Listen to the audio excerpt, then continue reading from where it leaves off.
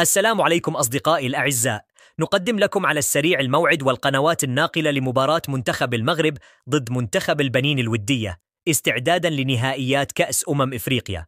لكن قبل البداية لا تنسوا دعمنا بلايك والاشتراك في الصفحة ليصلكم كل ما هو جديد، وشكرا.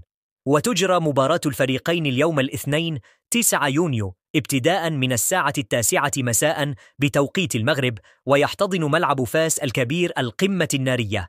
وتنقل المباراة مباشرة على قناة الرياضية بصوت المعلق محمد العدالي.